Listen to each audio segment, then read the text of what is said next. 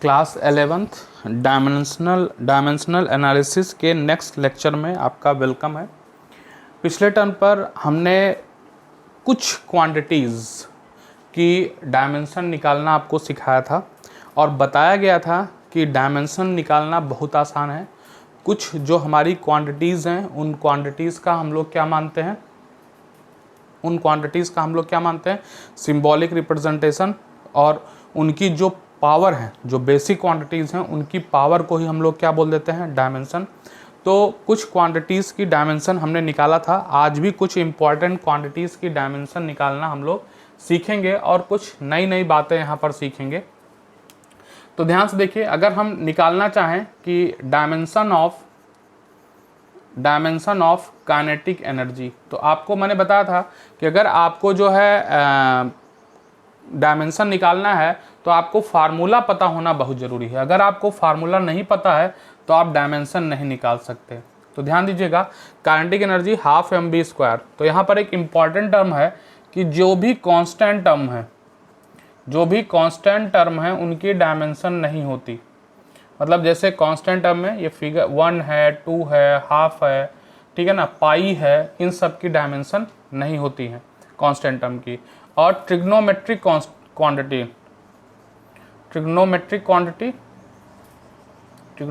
Quantities जो भी हैं आपकी sine theta, cos theta, tan theta, ये सब जो क्वांटिटीज़ हैं इनकी भी डायमेंशन नहीं होती हैं। तो ये बात आपको ध्यान में रखनी है। तो इस बात को ध्यान रखने के बाद हम आगे बढ़ते हैं और डायमेंशन निकालने का प्रयास करते हैं। तो आपको मास की डायमेंशन पता है, m है, और वेलोसिटी हमने याद करवा दी थी आपको, इसकी स्क्वायर कर देंगे तो काइनेटिक एनर्जी, तो यहाँ पर हो गया ml², ये हो जाएगा l² T⁻⁻²। ये हमारी काइनेटिक एनर्जी की डायमेंशन है। क्लियर? अगर आपको वर्क की डायमेंशन कहें तो वर्क इज इक्वल टू क्या होता है, फोर्स इनटू डिस्प्लेसमेंट। आपको पता है, तो फोर्स की डायमेंशन mlt-2। आप पीछे से मैंने कहा था फोर्स तक की डायमेंशन आप याद कर लीजिएगा, और डिस्प्लेसमेंट की डायमेंशन l होती है चूँकि डिस्टेंस है। तो अगर आप लिखोगे तो यहाँ ml²t-2।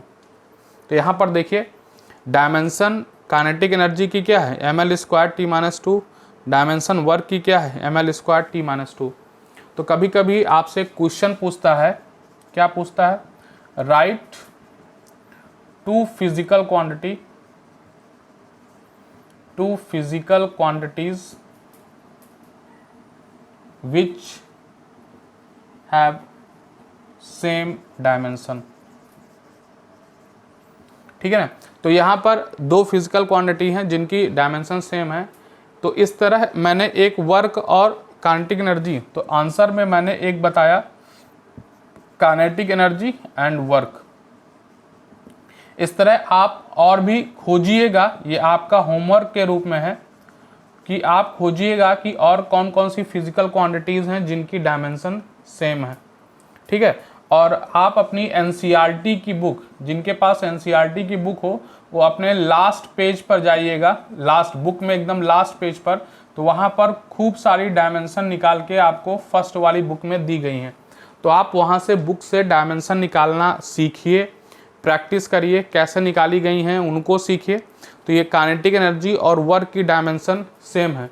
अगर आप इसी में कहीं भी हीट की भी डायमेंशन देखेंगे, आगे पढ़ेंगे हीट का टर्म, उसके बाद भी Q is equal to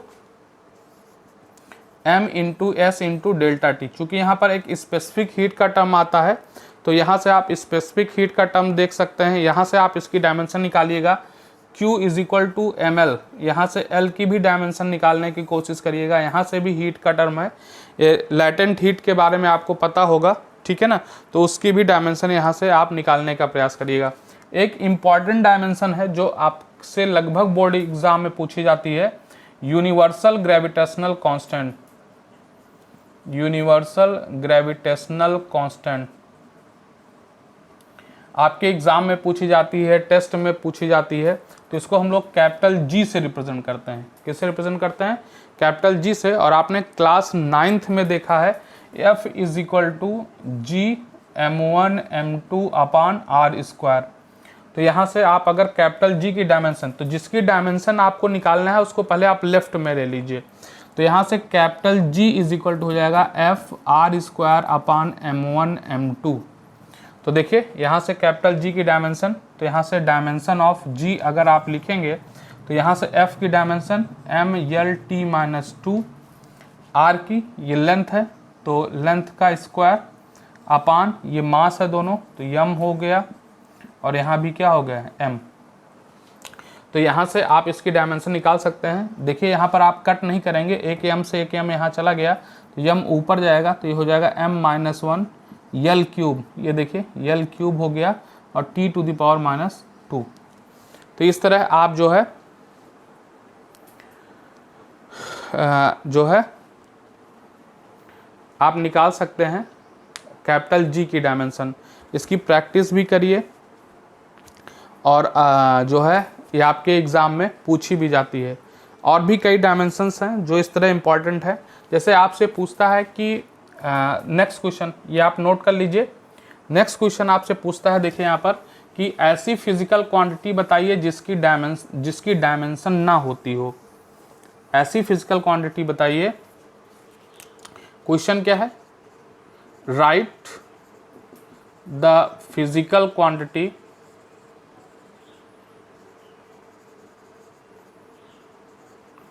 which are dimensionless। तो देखिए आपने पढ़ा हुआ है, तो देखिए कौन सी है जो डायमेंशनलेस है। तो क्वांटिटीज कौन है? ये रिफ्रैक्टिव इंडेक्स आपने पढ़ा है n = c/v। ये भी वेलोसिटी ऑफ लाइट है तो इसको भी LT-1 कह दोगे, और ये भी वेलोसिटी है मीडियम में तो LT-1 कह दोगे। तो इसकी डायमेंशन m⁻0 L⁻T⁻0, मतलब ये जो क्वांटिटी है वो क्या है? डायमेंशन लेस है, ठीक है। और इसकी यूनिट भी नहीं होती है, ये यूनिट लेस भी है, ये ऐसी क्वांटिटी है। इसी तरह एक क्वांटिटी और भी लिख सकते हो, जैसे रिलेटिव डेंसिटी। रिलेटिव डेंसिटी आपको पता है, density of substance upon density of water, याद है।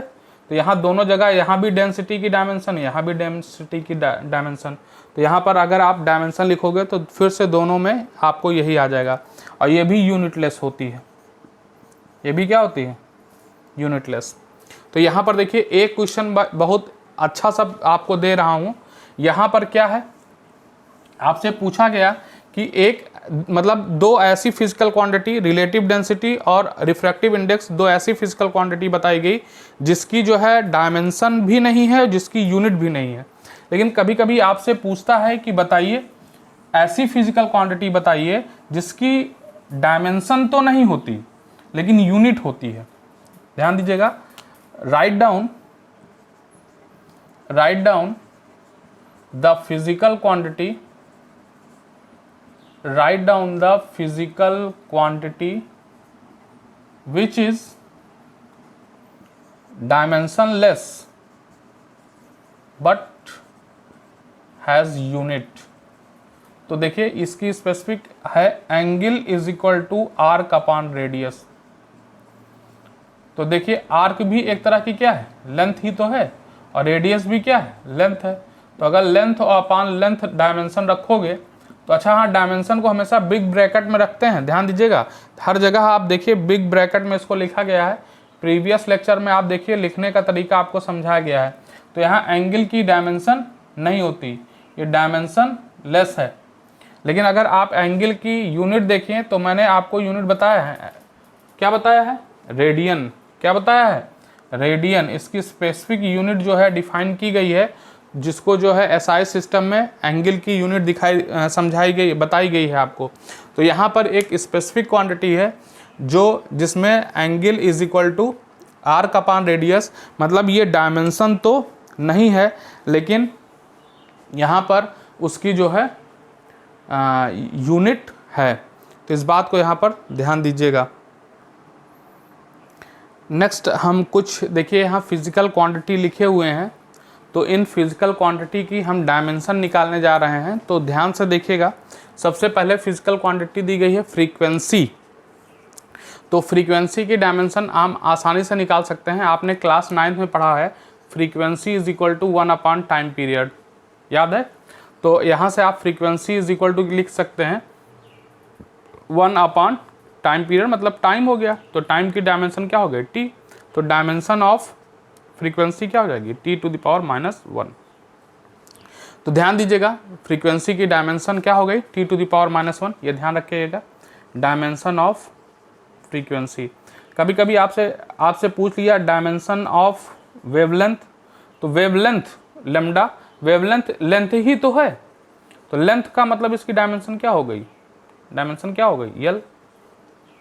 चलिए, प्लांक कांस्टेंट, देखिए कभी कभी आपसे हाफ ईयरली एग्जाम में या आपके फर्स्ट टेस्ट में पूछता है, तो ये फार्मूला आपको इसका पता नहीं है, तो इसलिए जो फार्मूले आपको पता नहीं है उसके लिए थोड़ा सा समस्या होगी, लेकिन अब आप इसको यहाँ पर ध्यान दे दीजिए। E is equal to H nu होता है, जहाँ H क्या होता है? Planck constant. तो Planck constant H is equal to क्या हो जाएगा? E upon nu. तो यहाँ से H प्लांक कांस्टेंट की डायमेंशन निकाल सकते हैं। तो यहाँ से अभी एनर्जी की डायमेंशन, तो एनर्जी की डायमेंशन, ये E यहाँ पर एनर्जी है, ध्यान दीजिएगा, E क्या है? एनर्जी है, एनर्जी ऑफ फोटोन है, जो आप अगले क्लासेस में पढ़ेंगे। लेकिन किसकी एनर्जी है यहाँ पर अभी आपसे नहीं मतलब है, यहाँ पर बस केवल एनर्जी से आपको मतलब है। और ये आपने फ्रीक्वेंसी, इसीलिए हमने फ्रीक्वेंसी की डायमेंशन यहाँ लिखवाई है। तो एनर्जी की डायमेंशन कैसे निकालेंगे? तो अभी आपने याद करिए, काइनेटिक एनर्जी की डायमेंशन निकाली थी, तो चाहे जो एनर्जी हो, एनर्जी की डायमेंशन सेम होगी। आपको याद होगा, अगर ना याद हो तो ध्यान से देखिए, ऐसे जल्दी से लिख लीजिए। इसकी डायमेंशन नहीं होती, ये m है, ये LT-1 होता है, तो LT-2, तो ये आपकी एनर्जी की डायमेंशन हो गई। तो यहाँ ऊपर लिख सकते हैं ml² T-2, तो यहाँ पर लिखेंगे ml² T-2, तो ये हमारी एनर्जी की डायमेंशन हो गई। और ये फ्रीक्वेंसी की डायमेंशन हमने T-1 लिखा हुआ है। तो अब T-1 ऊपर जाएगा, तो ये हो जाएगा क्या? ml² T-2 प्लस 1, देख रहे हैं, ये -1 है, ऊपर जाएगा तो +1 हो जाएगा, तो ये डायमेंशन हो जाएगी ml² T-1। तो काफ़ी कांस्टेंट, प्लांक कांस्टेंट जो H है, इसकी डायमेंशन काफ़ी इंपॉर्टेंट है, इसको आप ध्यान से देखिएगा। नेक्स्ट है चार्ज। तो I इज इक्वल टू आपने Q/T पढ़ा हुआ है, तो ये चार्ज है, तो Q की डायमेंशन हो जाएगी डायमेंशन ऑफ I और इंटू T। तो I की डायमेंशन वहाँ पर हमने नहीं बताया था, यहाँ पर आप देख लीजिएगा कि I की डायमेंशन ऑफ Q आप लिखेंगे तो I की डायमेंशन हो जाएगी A और टाइम T की डायमेंशन हो जाएगी T। वो एम्पियर से A लिया गया है और टाइम की डायमेंशन क्या हो जाएगी? T। तो यहाँ से चार्ज की डायमेंशन हो जाएगी AT, ये ध्यान रखिएगा, ठीक है।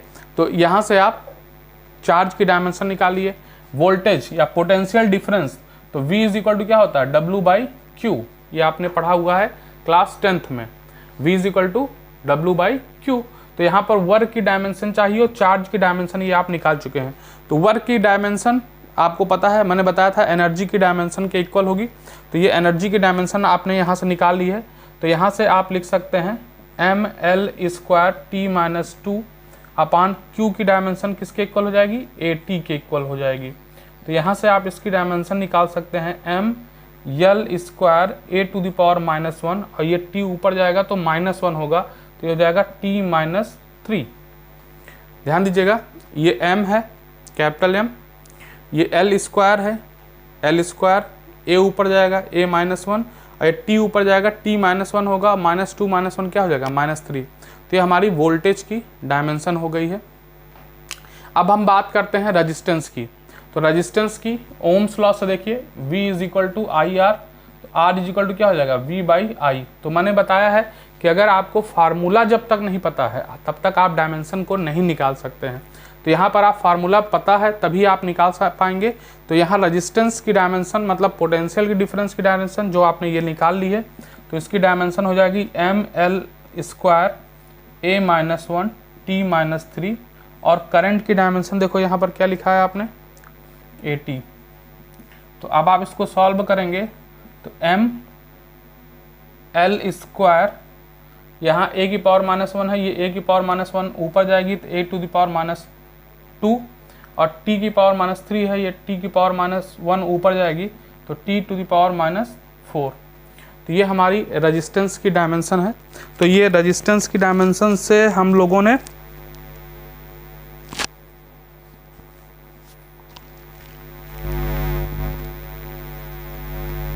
रेजिस्टेंस की डायमेंशन हम लोगों ने निकाल ली है। टी की डायमेंशन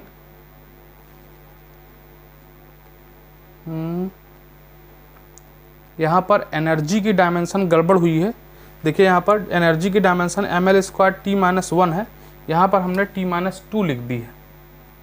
ठीक है, नहीं, T-2 है। यहाँ पर ध्यान से देखिए क्या हुआ है, यहाँ पर ध्यान दीजिएगा थोड़ा सा क्या गड़बड़ हुआ था।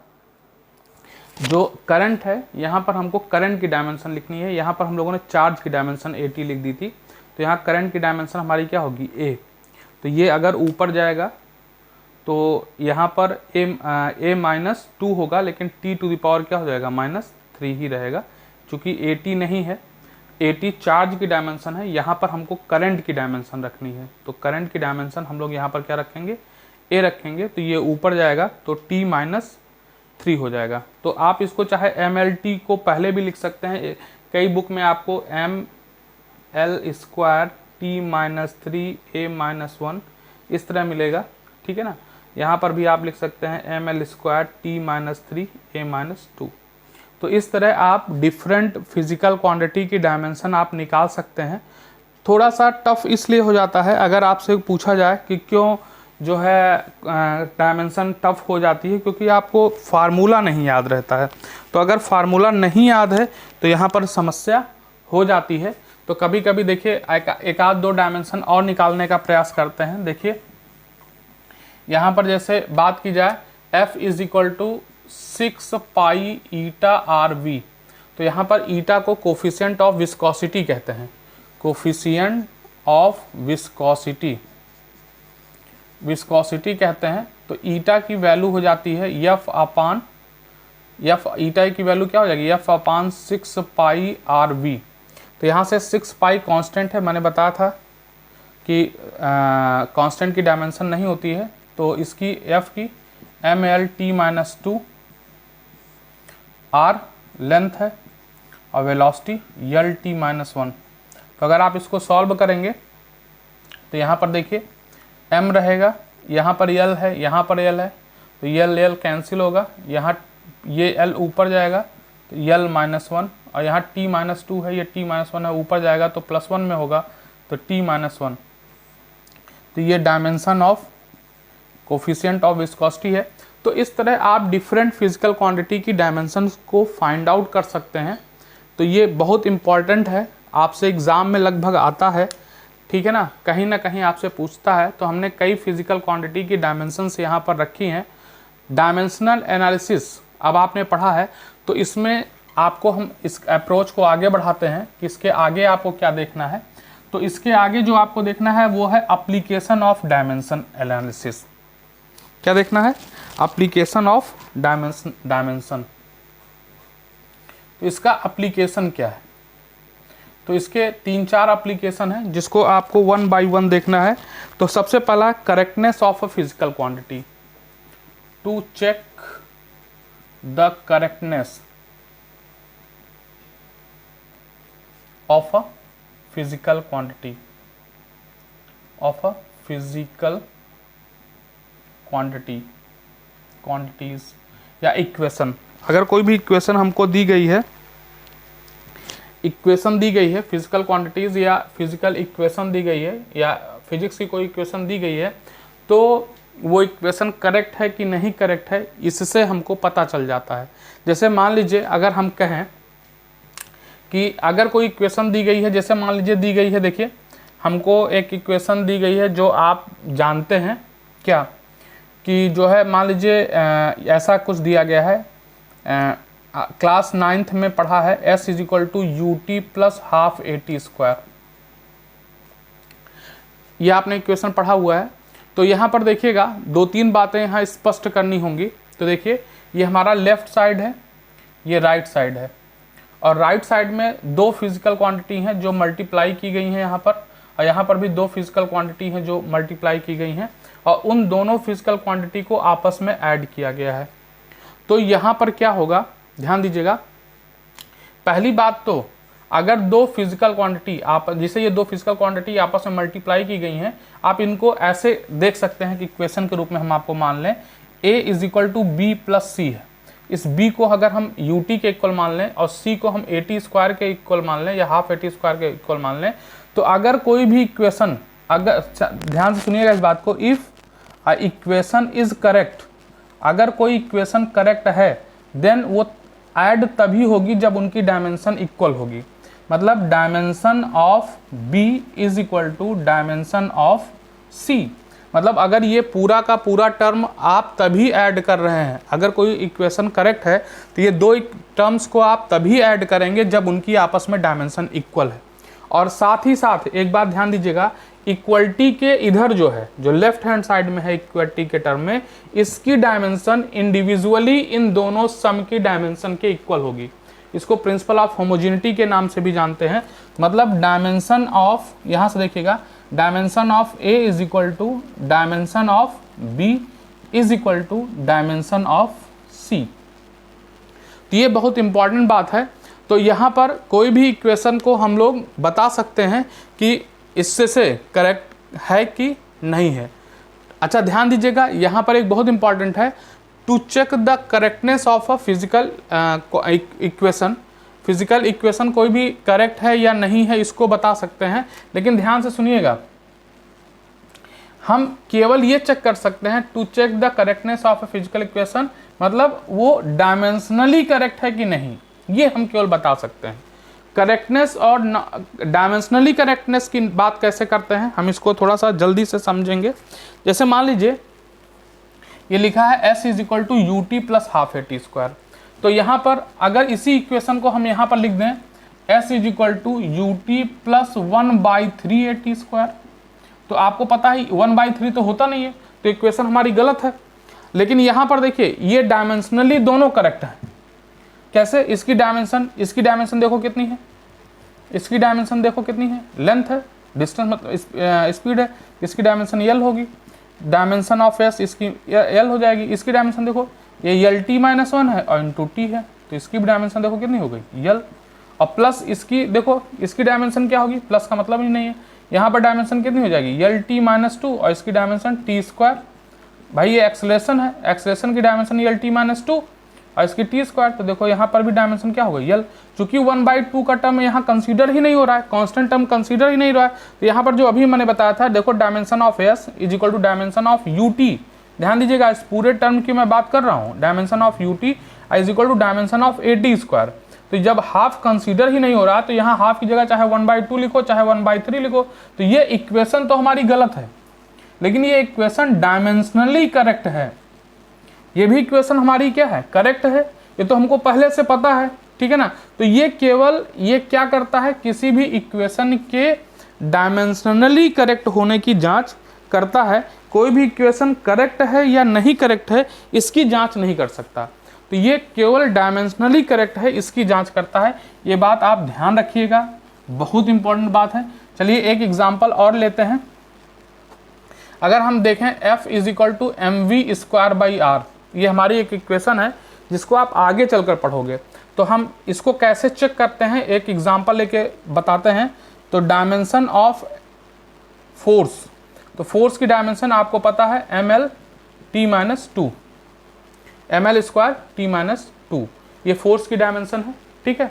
अब राइट हैंड साइड की डायमेंशन देखो, dimension of m v square by r, तो m की dimension capital M, v square l square t minus 2, velocity की डायमेंशन होती है यल t माइनस 1, तो v स्क्वायर मतलब l स्क्वायर t माइनस 2, और लेंथ की डायमेंशन कितनी होगी l।